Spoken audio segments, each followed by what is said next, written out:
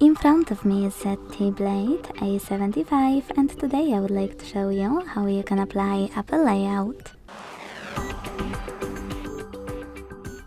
Begin by opening Play Store and downloading free app.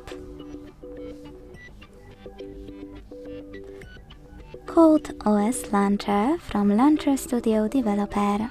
When it's ready, go into Devices Settings, scroll to select Apps, hit Default Apps here and tap on Home app to apply Launcher Pro. Then wait.